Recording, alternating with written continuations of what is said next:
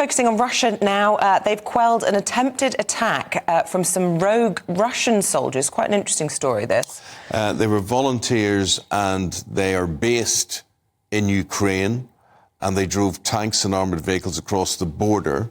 This is the biggest cross-border incursion since the war began. Well, the raid comes as Ukrainian drones struck key oil refineries, exacerbating a petrol crisis in Russia that already exists. Let's go to the defence editor of the Evening Standard, Robert Fox, for him to cast his eye over all this. Robert, very good to see you, my friend. I'm just trying to work out who these rebels are. How did they come about? Are they Ukrainian? Are they pro-Ukrainian? Or are they just anti-Russian? Bit of both. Some of them are Russians. It's very difficult in those border areas to know quite, who they would have identified themselves as about 10 years ago. But they're led by an element that are really, they claim to be Russians, but very anti what is going on in Russia. I think that this is really more propaganda value than military value, but it is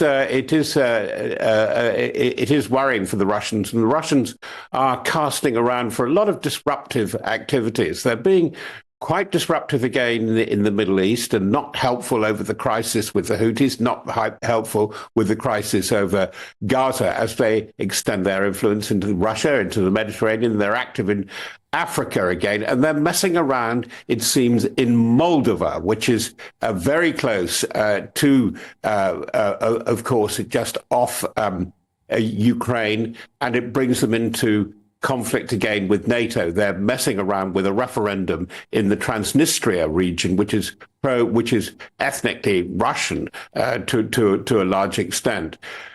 Everybody's holding their breath, Eamon, really, because they're wondering, is now the Russian spring offensive coming on its way? Is it just days or maximum weeks away? And can the Ukrainians withstand that?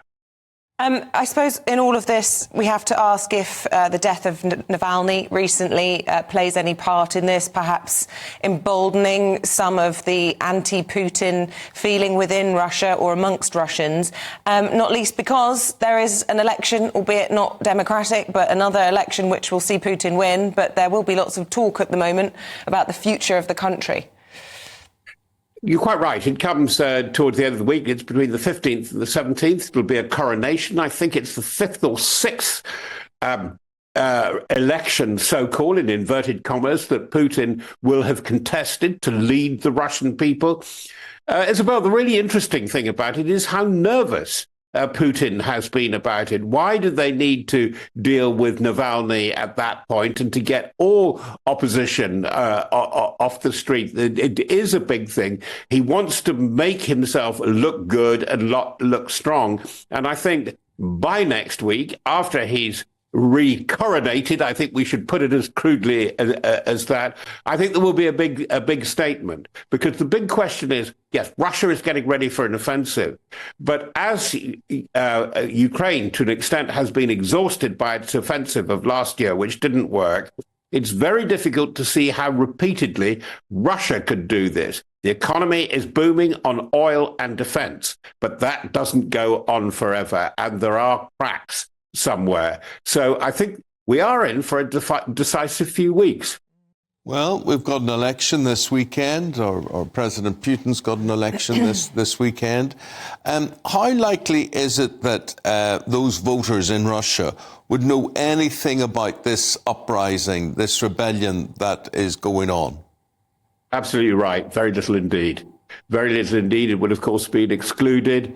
I think that these elements will go on doing it. They're quite good at disruption.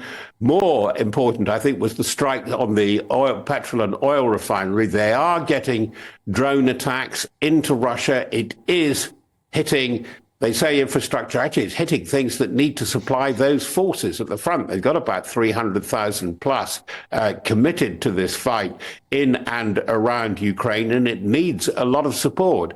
And the one place where Russia is not winning is on the waves in the Black Sea, where the Ukrainians, with no navy to speak of at all, is doing very well in bottling up the Russian Black Sea Fleet, which means the Ukrainians can get the grain and exports out. But the real point actually relates to your previous story, where America is going to be over this in the next few months, because Ukraine, as we have seen, is becoming quite a big agenda issue in the US. The Europeans have to prepare, this includes Britain, to sustain Ukraine over a long period with less help, not no help, but less help. Let's be practical, from the US. Robert, appreciate your take on things. We've got to leave it there. Robert Fox, defence editor at the Evening Standard.